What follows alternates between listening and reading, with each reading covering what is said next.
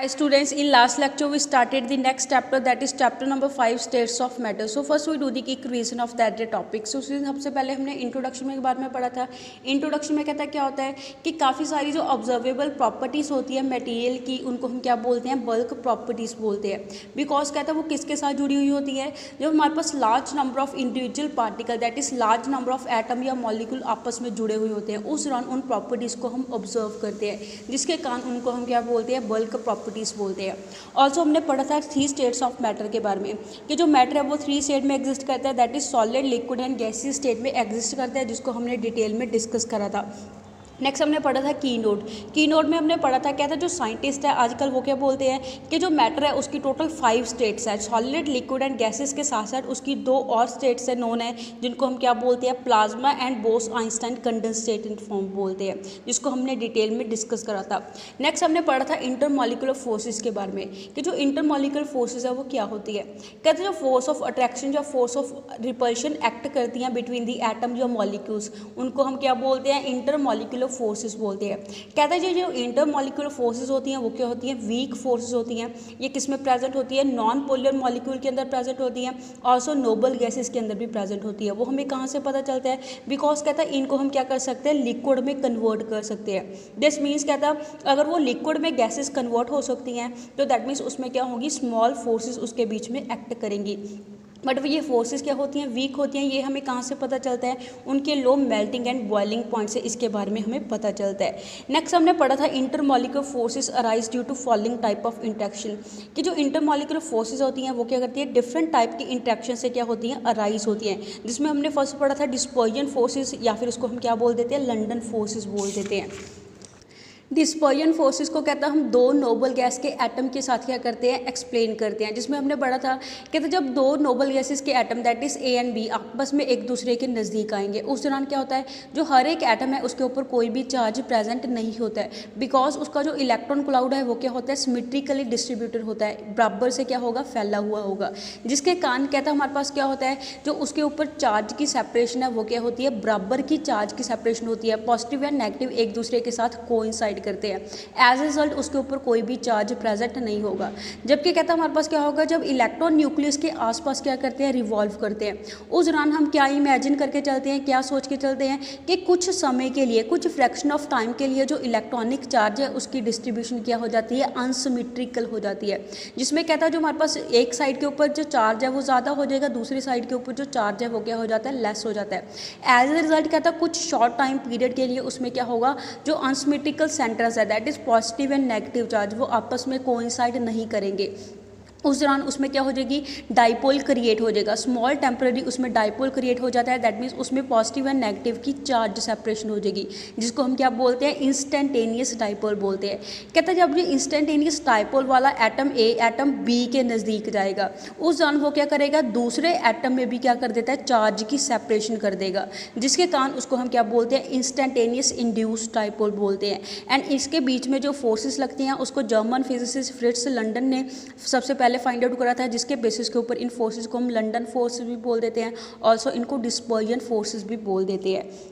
जैसे यहाँ पे हमें डायग्राम में शो करा हुआ है, दैट इज क्या था हमारे पास, जब एटम ए एटम बी ये दोनों क्या है, हमारे पास नोबल गैसेस के एटम है, इन दोनों में हमारे पास सिमेट्रिकल डिस्ट्रीब्यूशन होती है इलेक्ट्रॉन चार्ज क्लाउड की, दोनों में चार्ज की हमारे पास क्या होगी, बराबर की डिस्ट्रीब्यूशन होगी, जिसके कारण हम इसको क्या बोलते हैं, सिमेट्रिकल बोलते हैं.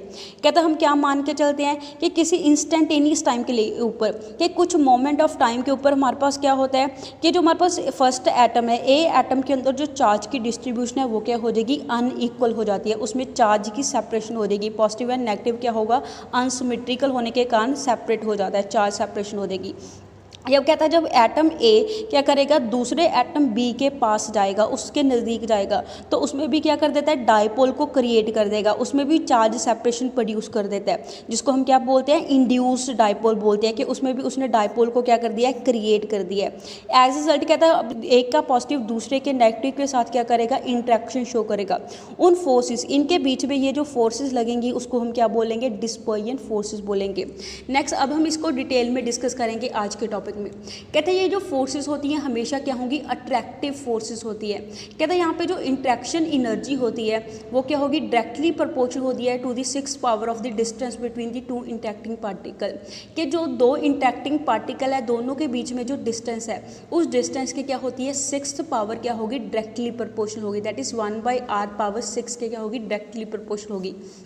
कहता है ये सिर्फ कहाँ पे सिग्निफिकेंट होती है, सिर्फ शॉर्ट डिस्टेंस के ऊपर ही ये क्या करती है, फोर्सेस अराइज होती हैं, उसके बीच में एक्ट करेंगी। कहता है हमारे पास सबसे शॉर्ट डिस्टेंस कितना होना चाहिए, अबाउट 500 पिकोमीटर डिस्टेंस तक ही ये फोर्सेस क्या करती हैं, एक्ट करती हैं, जब दोनों एटम के बीच में इतना डिस्टेंस प्रेजेंट होता है। कहता है ये ऑल्सो किसके ऊपर डिपेंड करती हैं, एटम की पोलराइजेबिलिटी के ऊपर डिपेंड करती है कि एटम या मॉलिक्यूल के अंदर कितनी पोलराइजेबिलिटी है, मीन्स उसमें कितनी चार्ज सेपरेशन क्रिएट हो रही है, उसके ऊपर भी ये फोर्सेस की एनर्जी है वो क्या करेगी, वर्क करेगी, एक्ट करती है।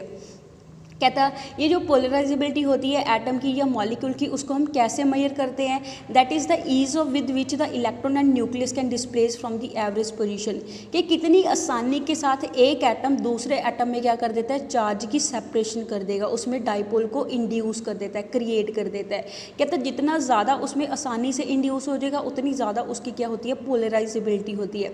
The more easily the electron and nucleus can be displace. कि जितना आसानी के साथ इलेक्ट्रॉन एंड न्यूक्लियस एक दूसरे से क्या हो जाते हैं, सेपरेट हो जाते हैं, उसमें चार्ज सेपरेशन हो जाती है, उतनी ज़्यादा उसकी क्या होगी, पोलराइजेबिलिटी होती है। लार्जर द पोलराइजेबिलिटी, जितनी ज़्यादा उसमें चार्ज सेपरेशन होगी उतना ज़्यादा उसमें क्या होगा, इंस्टेंटेनियस डाइपोल क्रिएट होगा, उसमें उतना ज़्यादा चार्ज सेपरेशन क्या होती है, क्रिएट होती है। हैंस उतनी स्ट्रॉन्गर उसके बीच में क्या लगेंगी, हमारे पास लंडन फोर्सेस लगती हैं, या फिर उतनी स्ट्रॉन्ग उसके बीच में क्या लगती है, डिस्पर्जन फोर्सेस लगती हैं। कहते हैं ये जो फोर्सेस होती हैं इसी के कारण जो कंडेंसेशन नोबल गैसेस की वो हो जाती है, नोबल गैसेस आपस में कंडेंस हो जाएंगी, या फिर दूसरी गैसेस जैसे हाइड्रोजन, क्लोरीन, मीथेन गैस क्या हो जाती है, कंडेंस हो जाती है। Which have no residual bonding capacity, जिसमें खुद अपने आप में कोई बॉन्डिंग कैपेसिटी नहीं होती, बट वो क्या करती है, इन्हीं फोर्सेस के कारण वो क्या हो जाती है, आपस में मॉलिक्यूल्स कंडेंस होकर लिक्विड स्टेट में कन्वर्ट हो जाते हैं। इन ऑल सच केसेस, कहते हैं ऐसे सारे केसेस में क्या होता है, जो सॉलिड एंड लिक्विड है वो क्या हो जाते हैं, इन इंट्रैक्शन के कारण सॉलिड लिक्विड में क्या हो जाएगा, कन्वर्ट हो जाएगा। जबकि कहता है ये जो फोर्सेस है वो क्या होती हैं, बहुत ज़्यादा वीक फोर्सेस होती हैं। कहता है इन फोर्सेस की स्ट्रेंथ, कि ये फोर्सेस कितनी ज़्यादा स्ट्रॉन्ग होगी वो किसके ऊपर डिपेंड करेगा, मॉलिक्यूल के साइज़ के ऊपर डिपेंड करता है। ऑल्सो कितने नंबर ऑफ इलेक्ट्रॉन प्रेजेंट होते हैं मॉलिक्यूल के अंदर, उसके ऊपर भी ये फोर्सेस की स्ट्रेंथ डिपेंड करती है। मॉलिक्यूल का स्ट्रक्चर कैसा है उसके ऊपर भी ये फोर्सेस की स्ट्रेंथ है वो क्या करती है, डिपेंड करती है। फॉर एग्जांपल कहता है जो लार्ज नंबर ऑफ मॉलिक्यूल्स होते हैं, लार्ज मॉलिक्यूल में क्या होती है मच डिफ्यूजन चार्ज क्लाउड। कहता है जितना ज़्यादा बड़ा मॉलिक्यूल होगा उतना ज़्यादा उसका इलेक्ट्रॉन क्लाउड है वो ज़्यादा फैला हुआ होगा, जितना उसका इलेक्ट्रॉन क्लाउड ज़्यादा फैला हुआ होगा उतने ज़्यादा उसमें चांसेस हो गए उसकी ज्योमेट्री को डिस्टॉर्ट होने में, उसकी सिमेट्री को ख़राब होने के लिए, एंड उतना आसानी से उसमें क्या हो जाएगा, इंस्टेंटेनियस डाइपोल उसमें क्रिएट हो जाता है। हैंस कहता है देयरफॉर जो स्ट्रेंथ होती है वंडरवाल फोर्सेस की वो इंक्रीज होती रहती है, जैसे जैसे साइज़ है मॉलिक्यूल का वो इंक्रीज होता रहेगा। जितना बड़ा मॉलिक्यूल का साइज़ होगा उतने उसमें ज़्यादा चांसेस होंगे उसकी सिमेट्री को ख़राब होने के लिए। जितनी आसानी से सिमेट्री ख़राब होगी उतना आसानी से उसमें क्या होगा, इंस्टेंटेनियस डाइपोल क्रिएट हो जाएगा। जितना आसानी से इंस्टेंटेनियस डाइपोल क्रिएट हो जाता है उतनी स्ट्रॉन्ग क्या होती हैं, उसके बीच में वंडरवाल फोर्सेस एक्ट करती है। कहता है ये हमें कहाँ से पता चलता है कि जो बॉइलिंग पॉइंट है मीथेन का, साइलेन का एंड जर्मेन का वो क्या होता रहता है, इंक्रीज़ होता रहता है। जैसे कहता है मीथेन का बॉइलिंग पॉइंट 112 केल्विन होता है, साइलेन का हमारे पास जो बॉइलिंग पॉइंट है 161 केल्विन होता है। ऐसे हमारे पास जर्मेन का जो बॉइलिंग पॉइंट है वो कितना होता है, 183 केल्विन होता है। वो किस वजह से इंक्रीज़ होता रहता है, बिकॉज कहता है हमारे पास जो मॉलिकुलर साइज़ है वो क्या होता रहेगा, इंक्रीज़ होता रहेगा। जैसे कार्बन से बड़ा साइज़ किसका होता है, सिलिकॉन का होता है, सिलिकॉन से ज़्यादा बड़ा साइज़ जर्मेनियम को होता है। जैसे जैसे साइज इंक्रीज होता रहेगा वैसे वैसे उसका हमारे पास जो वंडरवाल फोर्सेस है उसके बीच में वो भी क्या होती रहती है, इंक्रीज होती रहती है। More over larger the number of electron, कहते हैं इसके अलावा क्या होता है, जितने ज़्यादा नंबर ऑफ इलेक्ट्रॉन प्रेजेंट होंगे मॉलिक्यूल के अंदर उतनी ज़्यादा उसमें क्या होगी, डिस्टॉर्शन होने के, उसके इलेक्ट्रॉन क्लाउड को खराब होने में, उसकी सिमेट्री को खराब होने के चांसेस क्या होते हैं, ज़्यादा होते हैं। फॉर एग्जाम्पल जैसे हमारे पास एग्जाम्पल है कि बॉइलिंग पॉइंट है मोनो एटॉमिक नोबल गैसेस का, वो इंक्रीज होता रहता है जब हम हीलियम से रेडॉन की तरफ को down the group noble gases 18 group में मूव करते हैं। कहता है उसमें क्या होगा, जैसे जैसे हीलियम से रेडोन की तरफ को मूव करेंगे डाउन द रूट, वैसे वैसे जो उसका एटॉमिक नंबर है वो इंक्रीज़ होता रहेगा, तो उस अकॉर्डिंग उसमें नंबर ऑफ इलेक्ट्रॉन भी क्या होते रहते हैं, इंक्रीज़ होते रहेंगे। जितने ज़्यादा इलेक्ट्रॉन होंगे उतना ज़्यादा उसमें चांसेस होंगे कि उसकी जो सिमेट्री है इलेक्ट्रॉन क्लाउड की वो क्या हो जाए, डिस्टॉर्ट हो जाए, ख़राब हो जाए। जितनी ज़्यादा आसानी से उसकी सिमेट्री डिस्टॉर्ट होगी उतना ज़्यादा उसमें जो वंडरवाल फोर्सेज है वो क्या लगती हैं, स्ट्रॉन्ग लगती हैं। ऐसी कहते हैं जो शेप होती है मॉलिक्यूल की, वहाँ से भी हम क्या कर सकते हैं, लंडन फोर्सेज दैट इज़ हमारे पास जो डिस्पर्जन फोर्सेज है उसके मैग्नीट्यूड को मेजर कर सकते हैं कि कितनी स्ट्रॉन्ग वो फोर्सेज होंगी। फॉर एग्जांपल जैसे कहते हो जो एन पेंटेन है, N pentane means normal chain है 5 कार्बन की। आइसोपेंटेन के अंदर हमारे पास क्या होता है, एक कार्बन के साथ क्या लगे होते हैं, 3 ग्रुप लगे होते हैं, जैसे हमने 10th क्लास में पढ़ा, उसको आइसोपेंटेन बोलते हैं। नियोन में हमारे पास एक कार्बन के आसपास 4 ग्रुप लगे होते हैं, उसको हम नियोपेंटेन बोलते हैं। कहता हमारे पास इन तीनों में क्या होता है, शेप डिफरेंट होती है। शेप डिफरेंट होने के कारण इनका जो बॉइलिंग पॉइंट है वो भी क्या होता है, डिफरेंट होता है। फॉर एग्जाम्पल जैसे कहता है जो बॉइलिंग पॉइंट है नॉर्मल पेंटेन की चेन का वो अबाउट 27 डिग्री हायर होता है एज़ कम्पेरिजन टू नियोपेंटेन के। कहता है यहाँ पे जो डिफरेंस होता है बॉइलिंग पॉइंट का वो किस वजह से होता है, बिकॉज कहता है जो मॉलिक्यूल है उनकी शेप क्या होती है, डिफरेंट शेप होती है। जैसे कहता है जो एन पेंटेन है वो जिग-जैग चेन में, ऐसे जिग-जैग मैनर में उसकी क्या होती है, चेन होती है। आइसोपेंटेन की सिर्फ एक ही ब्रांचिंग होती है चेन के अंदर, जबकि नियोपेंटेन के अंदर ऑल्सो शेप क्या होती है, 4 ग्रुप लगे होने के कारण स्फेरिकल उसकी क्या होगी, शेप होगी। जैसे आपको यहाँ पे शो करा हुआ है कि जो एन पेंटेन है वो जिगजैग मैनर में होती है, आइसोपेंटेन में हमारे पास सिर्फ एक ही क्या होती है, उसकी ब्रांच होती है। ऐसे कहता है नियोपेंटेन के अंदर हमारे पास क्या होता है, ऐसे स्फेरिकल स्ट्रक्चर हो जाता है, बिकॉज उसके आसपास क्या लगे होते हैं, 4 मिथाइल ग्रुप लगे होते हैं। कहता है जो ब्रांचिंग होती है चेन की जिसके कारण जो मॉलिक्यूल है ज़्यादा कम्पैक्ट हो जाता है, ज़्यादा क्या हो जाएगा, हमारे पास छोटे से उसका क्या हो जाता है, सरफेस एरिया हो जाता है। देयरफॉर कहता है उसका सरफेस एरिया छोटा होने के कारण उसमें जो ओवरऑल अट्रैक्शन होती है मॉलिक्यूल के बीच में वो किसके ऊपर डिपेंड करेगी, सरफेस एरिया के ऊपर डिपेंड करेगी। बिकम लेस, कहता है जितना सरफेस एरिया कम होगा उतना उसका क्या होता है, हमारे पास जो बॉइलिंग पॉइंट है वो भी क्या हो जाता है, लेस हो जाता है, बिकॉज उतनी उसमें फोर्स ऑफ अट्रैक्शन है वो भी क्या हो जाएगी, लेस हो जाएगी। हैंस कहता है बॉइलिंग क्या हो जाती है, डिक्रीज हो जाएगी जैसे जैसे उसकी ब्रांचिंग क्या हो जाती है, चेन की इंक्रीज हो जाती है। Next is dipole dipole forces. Dipole dipole forces क्या होती है, अब इसको डिटेल में पढ़ेंगे। जैसे कहता है ये वो टाइप की फोर्सेस होती हैं वो किस मॉलिक्यूल में एक्ट करती हैं, जिसमें क्या होगा, ऑलरेडी मॉलिक्यूल के अंदर परमानेंट इलेक्ट्रिकल डाइपोल क्या होता है, प्रेजेंट होता है। जैसे HCl, अमोनिया, वाटर, इनमें क्या होता है, हाइड्रोजन एंड क्लोरीन दोनों में इलेक्ट्रोनेगेटिविटी का डिफरेंस होता है। नाइट्रोजन एंड हाइड्रोजन में भी इलेक्ट्रोनेगेटिविटी का डिफरेंस होता है। हाइड्रोजन एंड ऑक्सीजन में भी इलेक्ट्रोनेगेटिविटी का डिफरेंस होता है, जिसके कारण कहता है इसमें क्या होता है, जो इसका हमारे पास शेड पेयर ऑफ इलेक्ट्रॉन है, क्लोरीन की इलेक्ट्रोनेगेटिविटी ज़्यादा होने के कारण हमारे पास जो इलेक्ट्रॉन पेयर है वो ज़्यादा किस तरफ को डिस्प्लेस हो जाता है, क्लोरीन की तरफ को डिस्प्लेस हो जाएगा। एज रिजल्ट क्लोरीन के ऊपर पार्शियल नेगेटिव चार्ज आ जाएगा एंड यहाँ पे जो शेड पेयर है हाइड्रोजन से दूर हो जाता है बिकॉज वो क्लोरीन की तरफ को ज़्यादा चला गया है, जिसके कारण हाइड्रोजन के ऊपर क्या आ जाता है, पार्शियल पॉजिटिव चार्ज आ जाता है। कहता है जो हमारे पास पोलर मॉलिक्यूल है उसमें ऑलरेडी सेपरेशन होती है पॉजिटिव एंड नेगेटिव चार्जेस की डाइपोल के दोनों एंड के ऊपर, जिसको हम पार्शियल चार्ज बोलते हैं। पार्शियल यहाँ पे इसको डिनोट करता है कि small unit positive and small negative charge उसके ऊपर डेवलप हो जाता है।